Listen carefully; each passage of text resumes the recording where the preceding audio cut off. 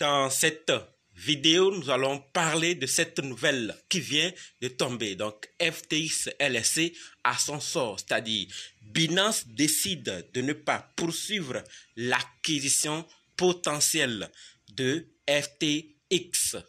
Cette nouvelle vous étonne, mais pourquoi? Alors, on va en parler tout de suite des raisons pour lesquelles ils refusent de poursuivre et d'autres nouvelles. Alors, si vous êtes intéressé à en savoir plus sur cette affaire entre Binance et FTX, continuez, ok? Salut, ici c'est la chaîne crypto-monnaie et investissement et sur cette chaîne nous parlons de deux thèmes, les crypto-monnaies en général et quelques business en particulier. Alors si ces deux thèmes vous intéressent, n'hésitez pas à cliquer sur s'abonner et activer la cloche de notification pour ne rien rater sur toutes les vidéos d'urgence et prenez place car il y a de la place pour tout le monde, y compris vous, quelle que soit votre position géographique. Mille merci à tous ceux qui sont déjà abonnés, qui me laissent des commentaires et qui partagent mes vidéos. Grâce à vous, on a plus de 6500 et je vous dis merci, merci du soutien. On va aller dans le but. Mais oui, vous n'avez pas cliqué sur abonner, c'est fait? Ok, c'est parti. Avant d'aller dans les détails, sachez que la formation pour analyser, acheter, vendre et sécuriser vos crypto-monnaies vous-même contenues. Si c'est votre première fois d'entendre parler des crypto-monnaies ou vous êtes dans le monde des crypto-monnaies il n'y a pas longtemps et que vous voulez vous former avant de bien vous lancer, alors cette formation est faite pour vous. Et également, si vous êtes dans le monde des crypto-monnaies il y a longtemps, mais vous dépendez jusqu'ici d'autres personnes, cette formation est également faite pour vous. Quels que soient les cas, débutants ou anciens, préparez juste un budget de 20 000 francs CFA ou 35 $ ou 30 € et dites, je veux ta formation si vous êtes intéressé. Ok? Si vous pensez que l'éducation coûte cher, essayez l'ignorance. Vous comprendrez que l'ignorance coûte très très cher. Allons dans le but de la vidéo maintenant. Voilà, compte tenu des événements survenus ces derniers jours, voici la note que Binance fait sortir pour réitérer certains points, quelques points sur lesquels on leur accuse. On dit qu'ils ont planifié ce jeu, c'est suite à l'annonce. Donc l'équipe dit qu'ils n'ont rien planifié. Quoi que ce soit, ils n'ont rien planifié concernant cette affaire. Tout ce qui s'y rapporte, ils n'y sont rien pour rien dedans. Et il rappelle aussi qu'il y a de cela quelques heures, quand FTX leur a appelé. Avant cela, ils ne savaient rien de ce qui se passe chez FTX. C'est vrai qu'ils pouvaient faire des calculs mentaux avec leurs revenus pour deviner les revenus de FTX, mais cela ne pouvait pas être précis. Cela ne serait pas précis. Donc, ils n'y sont pour rien. Ils ne savaient rien. D'accord? Donc, par rapport aux accusations qu'on ne cesse de les faire, ils n'y sont pour rien. La deuxième, c'est que on leur accuse que sûrement ils ont vendu leur FTT sûrement à cause de ça. Il dit qu'il a demandé à l'équipe d'arrêter de vendre en tant qu'organisation et n'a demandé à personne d'acheter ou de vendre. Donc ceux qui ont vendu, c'est par peur ou par quoi ils ont vendu parce qu'il a tweeté. Donc lui n'a pas demandé à quelqu'un de vendre ou d'acheter. Et ceux qui ne savent rien aussi de ne pas réagir parce que leur commentaires font révolter parfois d'autres. Donc, l'équipe est en train de s'en charger pour que tout revienne en ordre. La baisse de FTX n'est pas une bonne nouvelle pour qui que ce soit dans l'industrie des crypto-monnaies, y compris eux. Donc, de ne pas considérer que c'est une victoire pour eux. Comme certains le disent, comme FTX chute son concurrent, donc sûrement que c'est une victoire pour eux. Mais ils disent que non, ce n'est pas une victoire. Eux-mêmes sont dérangés de ce qui est en train d'être ou d'arriver à FTX. Vous voyez, donc la note est sortie, il y a tout, il faut qu'on en détaille tout, ça risque de prendre le temps. Donc, c'est suite à ces accusations. Voilà, donc, par rapport à la vidéo d'hier, ceux qui n'ont pas encore suivi, allez voir ce qu'il y a, où tout a commencé et qu'est-ce qui s'est passé, qu'est-ce que Binance a décidé. Alors là, vous aurez sûrement entendu parler d'une lettre qu'ils ont signé, une lettre d'intervention non contraignante avec l'intention d'acquérir entièrement FTX et d'aider à couvrir la pénurie de liquidités, n'est-ce pas? Vous aurez entendu parler hier dans la vidéo, on a parlé. Donc l'objectif de cette lettre qu'ils ont signé, fait parvenir à FTX et ils ont signé, l'objectif était que les équipes de Binance allaient désormais auditer les comptes de l'échangeur FTX. Donc, lorsqu'ils vont auditer maintenant, ils vont évaluer la dette à couvrir pour rembourser les dépôts des particuliers et ensuite de décider ou non d'aller au bout de la procédure du rachat. Vous voyez? Donc, c'est l'objectif de la lettre. Et donc, ils sont partis auditer.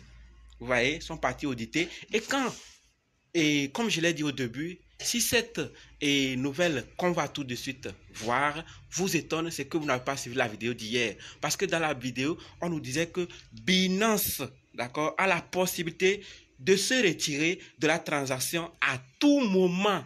Ils l'ont très bien dit, hier dans la note, le CEO l'a très bien dit, qu'ils peuvent se retirer à tout moment. Et aujourd'hui, ils disent également que ils décident de ne pas poursuivre. Vous voyez? Donc, qu'est-ce qui s'est passé? On va maintenant voir la vraie raison. Qu'est-ce que, suite à cet audit et évaluation de la dette, qu'est-ce qui les a fait maintenant quitter? Est-ce la dette ou une autre nouvelle? Donc, regardez ce que le CEO même nous dit par rapport à à cette information. Voilà, à la suite de la diligence raisonnable de l'entreprise ainsi que des derniers reportages concernant les fonds des clients mal gérés et les enquêtes présumées d'agences américaines, nous avons décidé de ne pas poursuivre l'acquisition potentielle de FTX.com. Voilà donc la nouvelle qui est tombée. Binance, sur qui on comptait, laisse le sort à FTX, puisqu'au début, nous espérions pouvoir aider les clients de FTX à fournir des liquidités, mais les problèmes échappent à notre contrôle ou à notre capacité à aider. Donc, ça échappe au contrôle de Binance, ça échappe leur capacité à aider. Ça veut dire que Binance laisse FTX à son sort. Est-ce la fin pour FTX ou est-ce un vrai chemin préparé pour qu'un sauveur vienne de nulle part pour secourir FTX? Puisque on comptait uniquement sur Binance ou on comptait beaucoup sur Binance pour qu'ils viennent en aide. Voilà, maintenant Binance va évaluer, va auditer et voir que les prix, les dettes sont énormes et qu'ils ne peuvent pas aider. Alors, qu'est-ce qui va se passer maintenant avec FTX? Est-ce le bon moment pour qu'un sauveur vienne de tout vent? Ou bon, c'est une pure coïncidence? C'est l'avenir qui va nous confirmer. Mais ne partez pas. J'ai un conseil pour vous. Si vous êtes investisseur dans les crypto-monnaies, voici ce conseil que j'ai à vous partager. Nous le voyons tous, nous le constatons tous, que chaque fois qu'un acteur majeur d'une industrie fait faillite, les consommateurs de détail souffrent. Et dans le monde des crypto-monnaies, nous avons remarqué qu'au cours de ces dernières années, l'écosystème de la cryptographie devient plus résilient et nous pensons qu'avec le temps, les valeurs aberrantes qui abusent des fonds des utilisateurs seront éliminées par le marché libre. Ça, c'est ce que nous espérons. Et on espère également qu'au fur et à mesure que les cadres réglementaires soient développés et que l'industrie continue d'évoluer vers une plus grande décentralisation, l'écosystème se renforce. C'est notre plus grand souhait. Mais en attendant que cela n'arrive, la famille, ce conseil que j'ai à vous donner, c'est que pensez à faire une capture des informations de votre compte et à télécharger votre historique. Cela pourra vous être précieux dans le cadre des procédures futures. Nous avons vu des échangeurs sur lesquels nous avons nos crypto-monnaies du jour au lendemain disparaître. On n'a aucune force d'y réclamer. On est là, on espère qu'ils trouveront une entente, un secours ou des forces pour pouvoir revenir en puissance pour qu'on puisse faire nos retraits Il y a d'autres qui sont actuellement en cours.